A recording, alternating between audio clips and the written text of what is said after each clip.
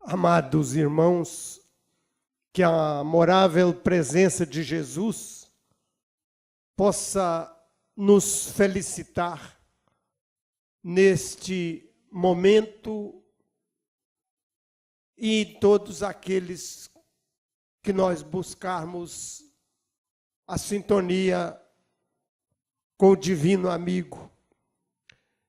Que nós possamos sentir a sua presença aonde quer que estejamos, nos nossos lares, nos nossos folguedos, nas ruas, nas conduções, por onde andarmos, nós podemos estar sempre refletindo a presença de Jesus conosco. A 8ª Semana Espírita da União Espírita Mineira, já dissecada pelo nosso companheiro querido Arnaldo, tem por tema básico Chico Xavier, um século de amor e mediunidade. Nós ainda estamos em pleno andamento do ano comemorativo do centenário de Chico, visto que Chico nasceu a 2 de abril de 1910, em Pedro Leopoldo, e então hoje, 2010, nós estamos exatamente comemorando os 100 anos do Chico.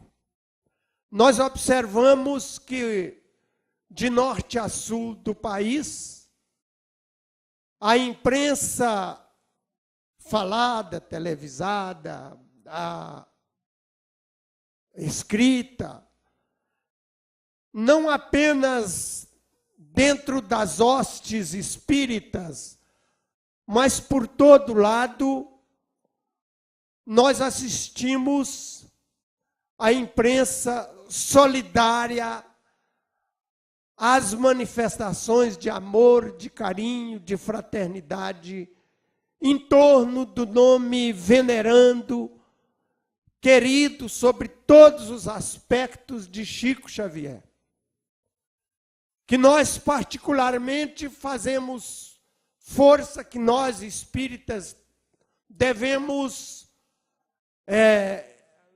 estar unidos a essa bandeira com o propósito de veicular as coisas ligadas ao Chico com os pés no chão, meus irmãos. Sem muita fantasia, sem muito aspecto místico, porque se uma das palavras que o Chico sempre pediu para que nós não usássemos quando tocássemos, quando nos referíssemos a ele, era chamá-lo de místico. O Chico se entristecia quando nós falávamos que ele era místico. Quer dizer, porque o Chico sempre quis demonstrar ser um cidadão comum, que mostrasse-nos o cotidiano, o seu cotidiano como um cidadão comum. Quer dizer, talvez a figura mais credenciada para dizer isso fosse mesmo o nosso querido Arnaldo, mas nós também temos uma pequena variante da nossa convivência com o nosso querido Chico. O nosso tema de hoje chama-se Chico Xavier, mediunidade e amor. É quase um bis in idem, é quase falar a mesma coisa, porque o Chico, efetivamente, é o médium por excelência. Então, falar da mediunidade dele, falar de Chico, já é falar de mediunidade.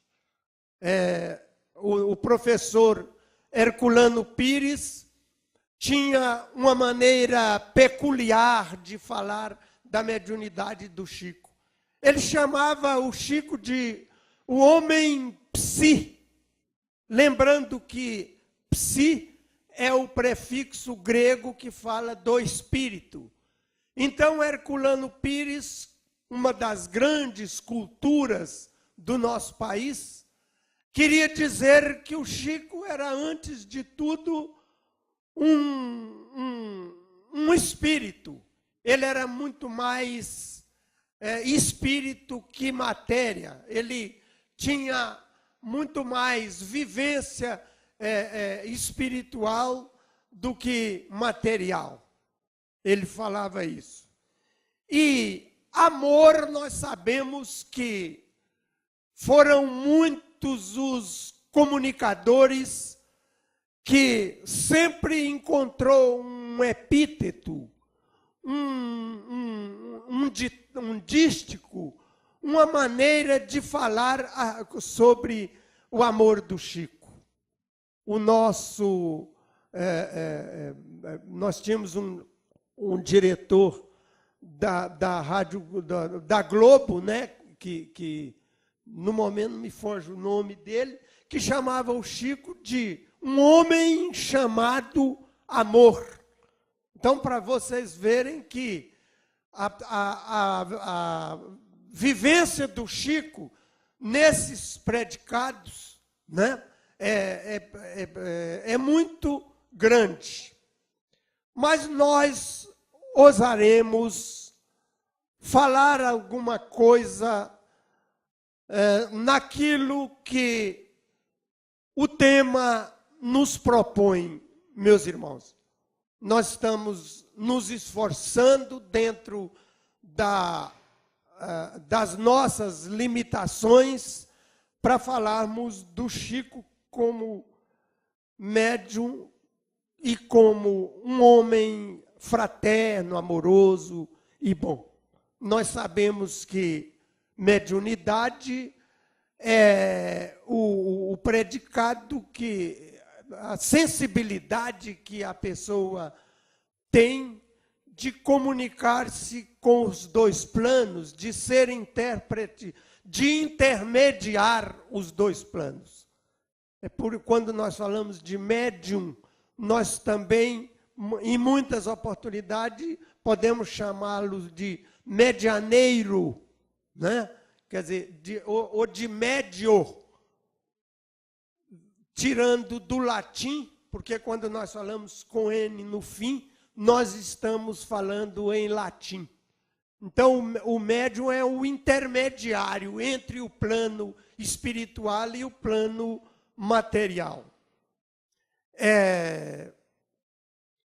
Nós sabemos que, ao longo da caminhada, é preciso, é necessário, é importante que essa mediunidade seja vivenciada. Mas, no falar da vivenciação da mediunidade, às vezes nós cometemos alguns equívocos. Por exemplo, é bom nós lembrarmos que a mediunidade, essa que comumente nós estamos diante dela nas casas espíritas, no cotidiano das casas espíritas, os médiuns estão num campo provacional. Nós não vamos... E às vezes nós esquecemos isso, porque é muito comum o endeusamento que nós fazemos dos médiuns nas casas espíritas. Tem casa espírita que chama um médium do principal. Quer dizer, eu nunca ouvi ninguém chamar o Chico de médium principal. Quer dizer, médium pura e simplesmente. Né? E às vezes nós fazemos um mal incrível ao médium da casa que nós gostamos muito, do centro espírita que nós gostamos muito, porque nós o endeusamos. Nós achamos que aquele médium, ele tem sob sua responsabilidade ser o intérprete da espiritualidade, a tal ponto que nós viciamos a tudo que acontece na casa espírita ser necessário que o guia fala. Falou, nós vamos ter uma reunião assim, assim, assim, porque o guia mandou. Nós vamos fazer isso, fulano não vai participar porque o guia mandou. Quer dizer, nós criamos uma condição de que finalmente não existe direção material na casa. Só existe o guia mandando e desmandando através do médium.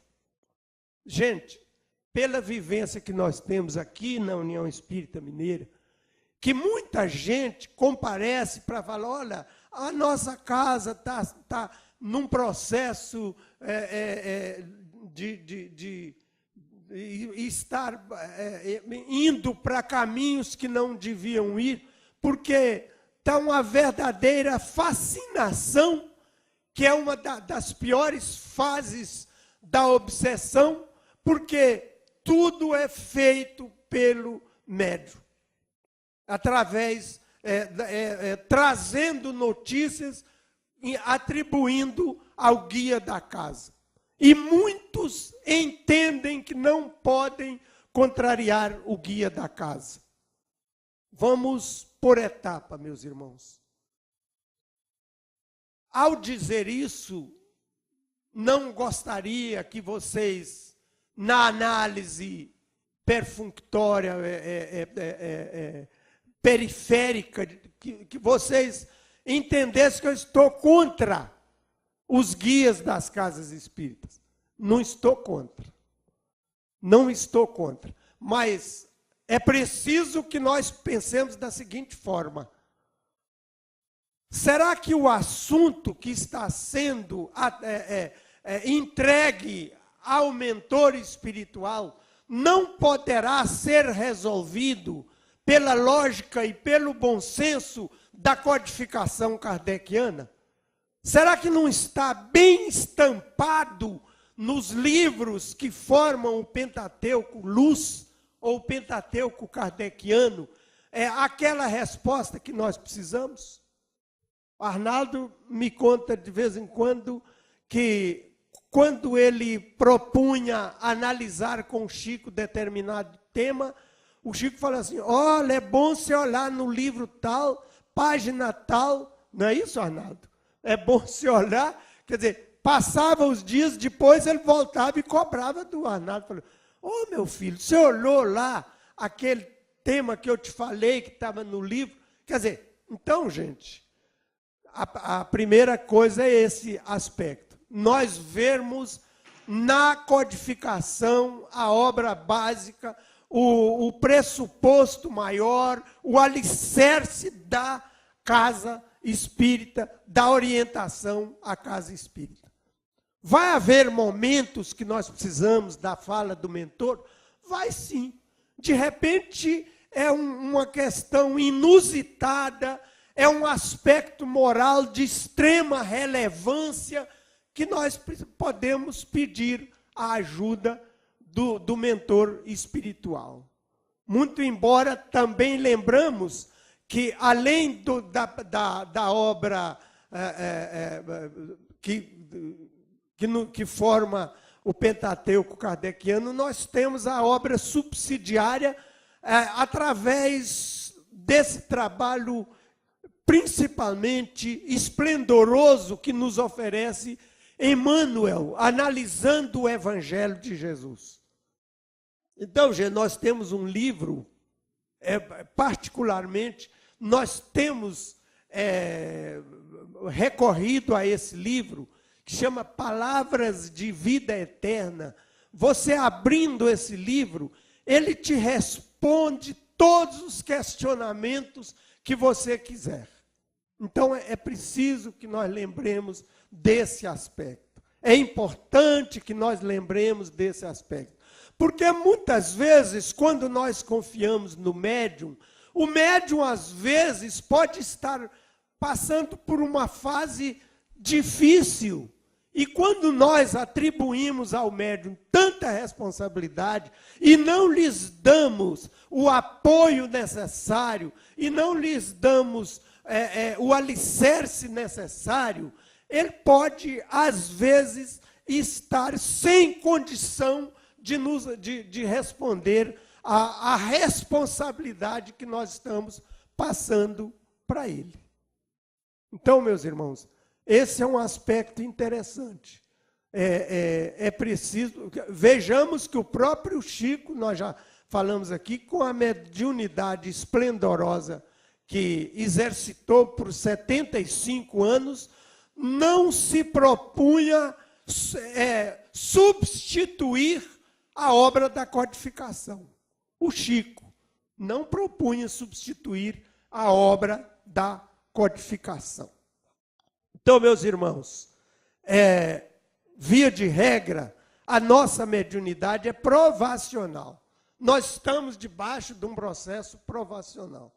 Nós podemos afirmar que a mediunidade do Chico era uma obra missionária, que se ele não desse o devido apoio, que se ele não buscasse com veracidade, com autenticidade, o desenvolvimento mediúnico, resvalaria para o provacional.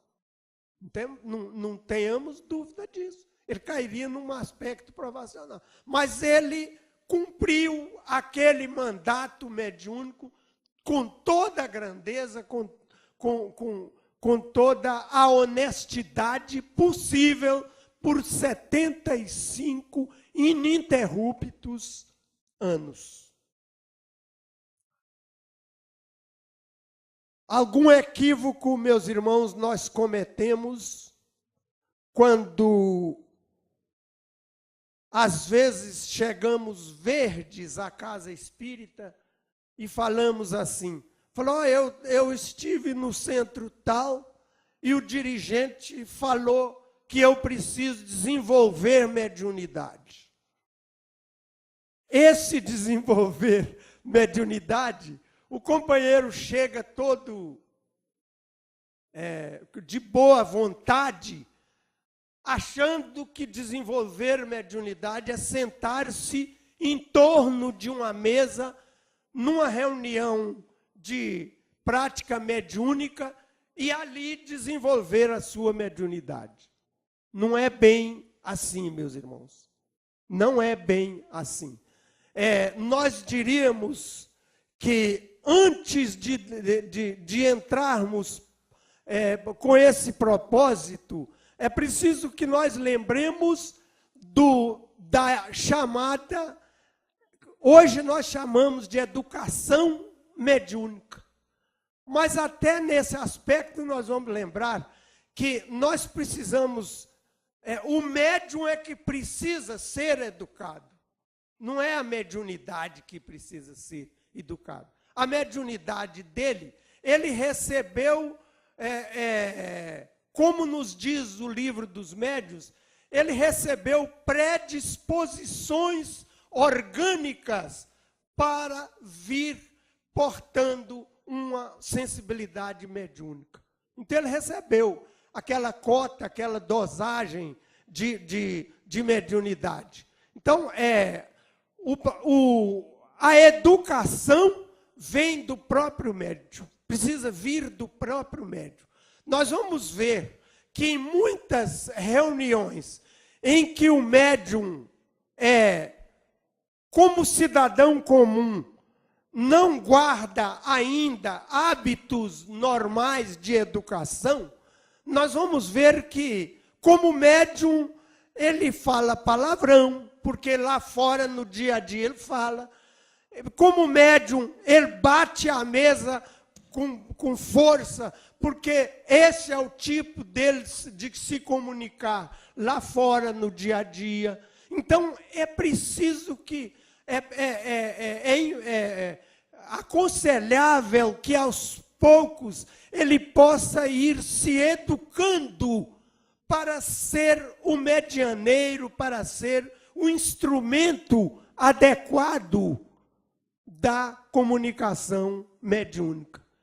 Então, em resumo, quem precisa de educar-se é o próprio médium, né? Para que, com isso, a mediunidade dele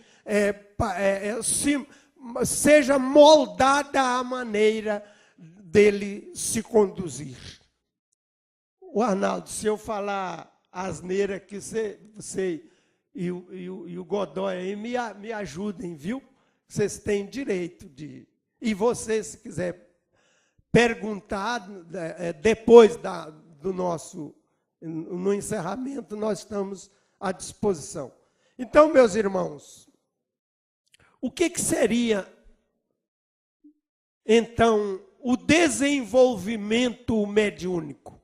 O que seria desenvolver mediunidade? Gente, desenvolver mediunidade é o que o Chico fez vida afora. Desenvolver mediunidade é a prática do bem, é a prática do amor, é a caridade. E numa condição que quanto mais você sintoniza com o bem, mais você está angariando, arregimentando assessorias elevadas.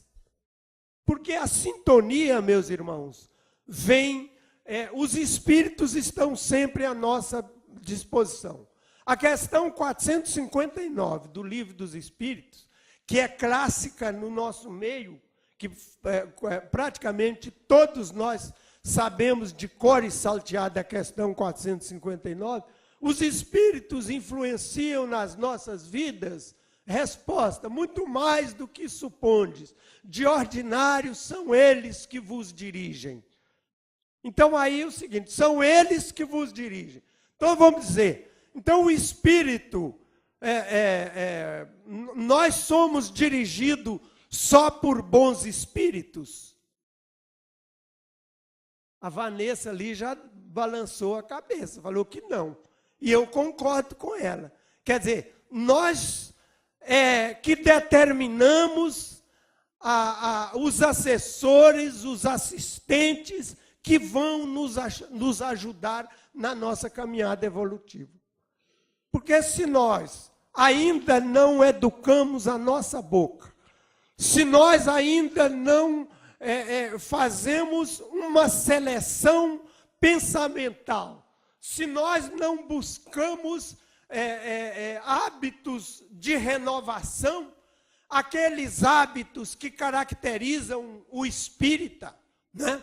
Porque nós vamos ver lá na codificação uma coisa que não fala que o espírita é santo, mas fala que o espírita precisa permanentemente lutar para ser melhor, quando diz assim: reconhece-se o verdadeiro espírita pela sua transformação moral, pelo esforço que emprega em domar as suas más tendências.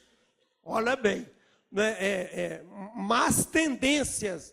Nas más tendências nós estamos sintonizados com os espíritos inferiores. E por que más tendências?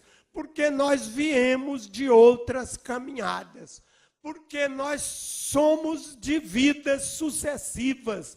E pelo que nós demonstramos hoje, nós ainda não podemos ser chamados de santos, né? Ainda não podemos ser chamados de santos. Então, volto a dizer, vida afora, o Chico desenvolveu a sua mediunidade. Porque cada gesto seu, cada passo seu, era de ampla sintonia com os amigos espirituais de patamares mais elevados, né? Nós nunca vimos, nós nunca observamos que o Chico tivesse publicamente gestos que pudessem ser censurados.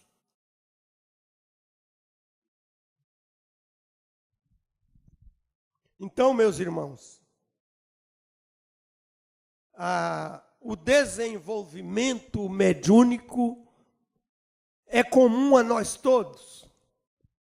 Nós todos não carecemos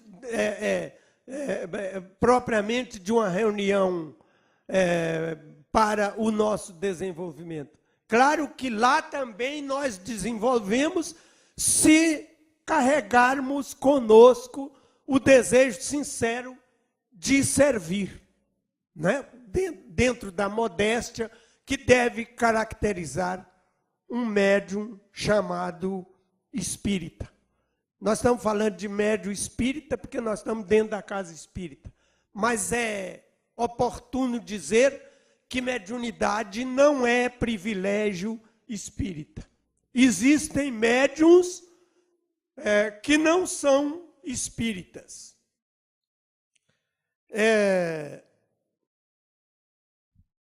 O amor, meus irmãos, o verdadeiro amor que nós vimos praticado pelo Chico, sabe compreender as fraquezas sem justificá-las. Que às vezes nós gostaríamos de entender, de justificar, de demonstrar amor aos que erram, mas às vezes cobramos algum preço, né? Cobramos algum preço por esse esclarecimento.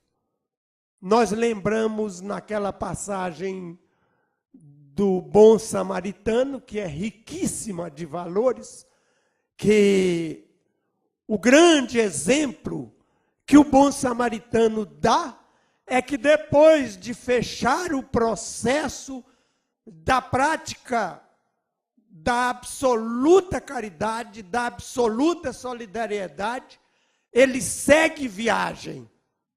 Quer dizer, ele não ficou para faturar os louros do trabalho que ele fez. Ele seguiu viagem. Ele foi embora. Embora ele prometesse que voltaria, porque às vezes também aquele que nós assistimos hoje pode precisar que nós o assistamos amanhã. Então nós seguimos viagem no sentido de não ficar em cima cobrando do companheiro porque o assistimos, né? E depois, oportunamente, nós podemos retornar. O amor, meus irmãos, sabe valorizar as qualidades sem lisonja, né? Porque muitas vezes a nossa lisonja tete a tete, cara a cara, constrange o lisonjeado. E às vezes nós não pensamos nisso. O amor manifesta-se por palavras de carinho, mas também por gestos e obras. Nós não vamos demonstrar amor o tempo todo falando eu te amo e coisa. Não é, o amor é muito mais profundo do que isso. Muitas vezes nós falamos eu te amo, às vezes um filho, no dia das mães, pega o telefone, ficou um ano sem falar com a mãe, no dia das mães, pega o telefone e fala, mãe, eu te amo, pá, coisa. Quer dizer, é melhor que ele não falar nada, né? Melhor que ele não falar nada. O amor é o grande construtor da vida. A vida não se constrói, meus irmãos, se não tiver por pressuposto básico o alicerce do amor. Foi exatamente isso que Jesus pregou, né, para nós. Amai, aprendeste o que foi dito aos antigos. Eu acho lindo quando Jesus fala isso, quer dizer, ele fala assim, ó, até aqui todo mundo faz dessa forma. Aprendeste o que foi dito aos antigos. Olho por olho, dente por dente. Eu, porém, vos digo, amai os vossos inimigos. Quer dizer, a história é outra, a época é outra, a lição é outra. O amor é o grande construtor da vida. E foi exatamente esse amor que Jesus veio nos trazer. Porque às vezes nós equivocamos, meus irmãos, achando que Jesus veio trazer esquema de religião.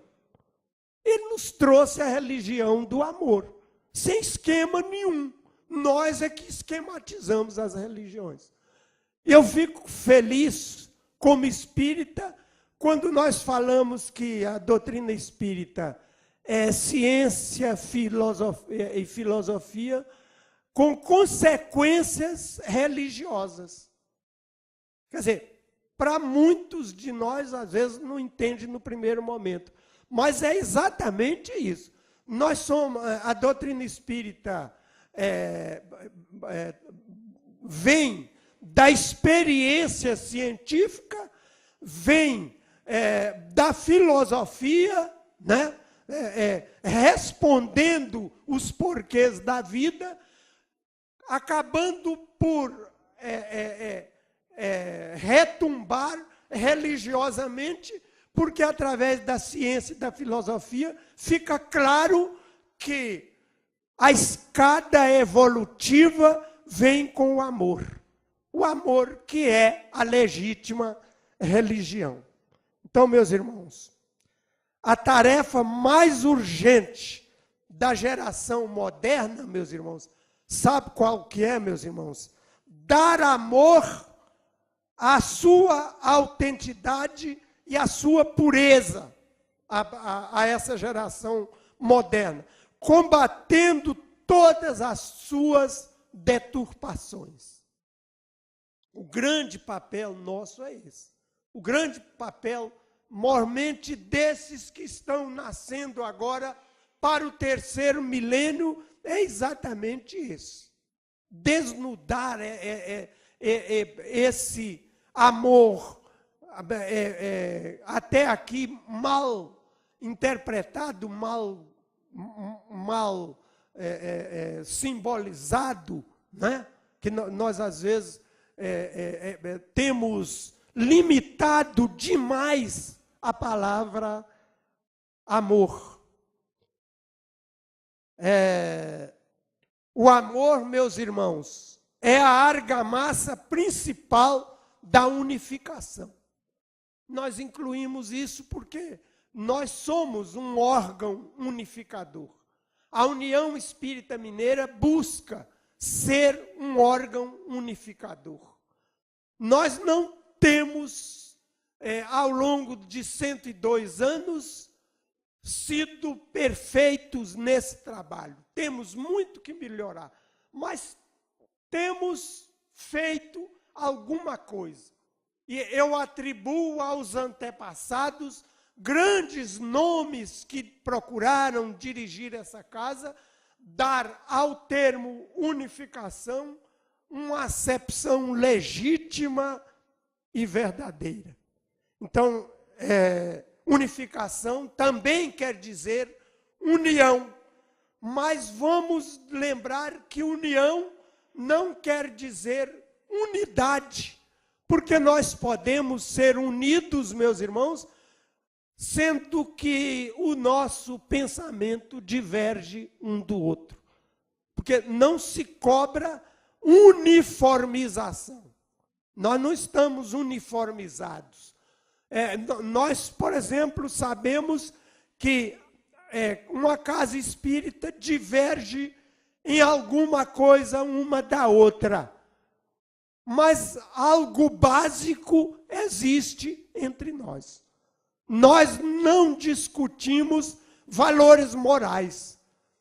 Para dizer a verdade, nem as religiões discutem valores morais.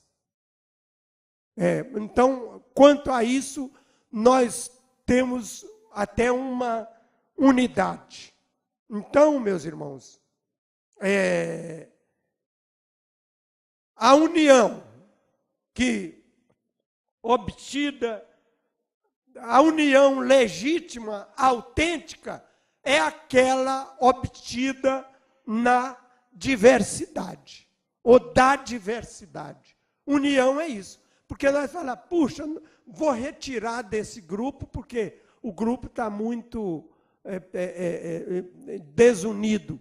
Ou vou sair desse movimento, porque o movimento está muito desunido. Quer dizer, a união legítima vem exatamente dos desafios da diversidade. Então, é isso. Unificar, meus irmãos, para nós deve ser remar na mesma direção. Porque nós não devemos remar cada um para uma banda. Aí o barco não vai ter seguimento.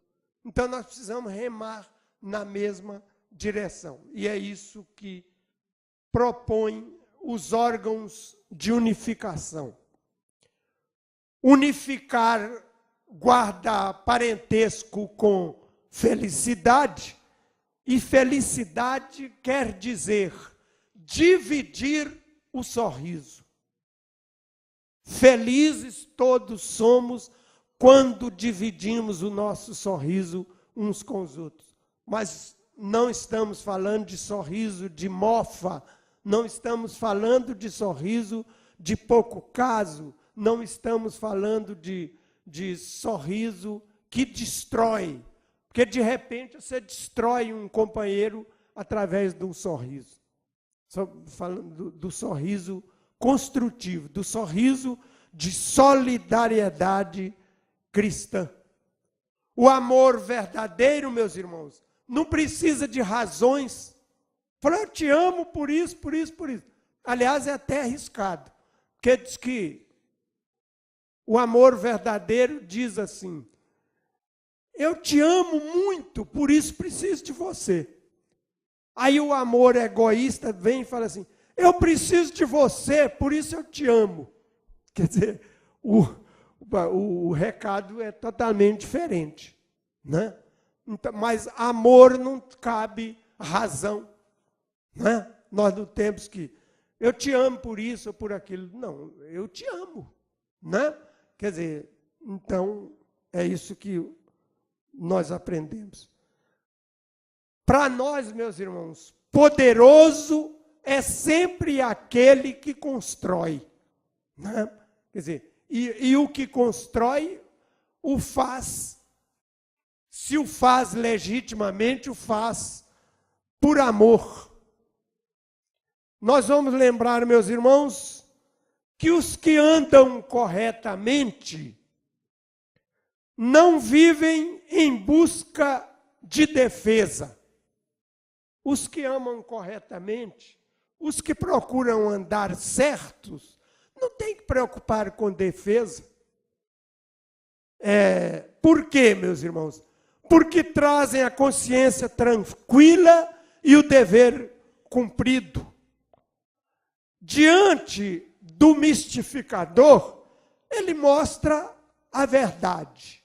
Diante do malfeitor, ele faz o bem. Diante do culpado, ele presta serviço. Porque, ó, gente, é uma palavrinha que pesa muito em casa. Às vezes nós perdemos muito tempo em busca de quem fez isso, quem quebrou aquilo, quem fez... Né? Quer dizer, nós perdemos muito tempo em casa buscando culpados. Nós, diante da culpa, nós devemos buscar a regeneração daquilo que estragou. Nós devemos buscar a construção daquilo que precisa ser refeito. O fruto revela a árvore. A obra fala pelo homem. A obra fala por todos nós. O que nos escarnece, o que zomba de nós, é porque é mal informado ou doente. E Jesus, numa boa linguagem, diz que os doentes é que precisam de médico, não são os sadios, e sim os doentes. Quem nos fere pelo insulto é por ódio e destruição. Nós temos que tomar cuidados de amainar, na medida do possível, até vida afora, conquistar esse companheiro. É preciso que nós exemplifiquemos, é necessário, é oportuno que nós nos exemplifiquemos pela rota do trabalho. A luz divina vai nos mostrar o verbo justo no momento certo. Por isso que é importante nós vivermos em sintonia com o bem, meus irmãos. E antes de sairmos de casa, buscar fazer uma leitura construtiva para que nós possamos sair nessa sintonia de estarmos com o verbo justo nas nossas bocas. Por que Jesus, meus irmãos, não se justificou perante os seus detratores, perante aqueles que lhe falavam mal, que lhe queriam mal, que lhe faziam mal? Por que Jesus não se justificou perante eles? Simplesmente, meus irmãos, porque ele não tinha tempo a perder. Nós, de repente, não falamos mais no Chico, né, na nossa palestra. Mas é o contrário, meus irmãos. Falar de mediunidade, como fizemos no primeiro momento. Falar de amor, de unificação, é falar do Chico, porque o Chico é exatamente tudo isso. Os que andam cristamente não vivem em busca de defesa. O Chico está inserido nesse contexto. Aquele que trazia os seus vícios, os seus erros, tiveram no Chico a compreensão de poder ajudá-los nas horas imediatas. Então, buscar discernir alguma coisa sobre mediunidade e sobre amor é falar do Chico. E foi isso que, com a permissão dos senhores, nessa noite esplendorosa, para nós que participamos aqui, como tendo o privilégio de nos dirigir a vocês, o fizemos hoje com muito carinho. E para encerrar a nossa fala, nós gostaríamos de apresentar uma modesta frase, uma modesta página que completa o trabalho do Chico, que nós denominamos de A Caridade. Caridade é a prática sacrossanta da bondade. É o fazer o bem sem olhar a quem. É a ação material de socorro natural. É a ajuda que se faz a um. É o solidário que no campo moral dispensa proceder comum. É como faz o bom samaritano no campo exótico, sem sofismas, atualizando a história. Tudo que guardo de memória é o azeite, combustível, que impulsiona a qualquer nível. É pelo vinho salutar que pensado vai nos ajudar. É a chaga enfaixada para não expor o irmão doente, que tanto padece por faltar compreensão. Caridade é Bezerra dando o último tostão. Dá com uma mas esconde a outra mão. Caridade não é dar a esmo, nem por si nadar em fartura.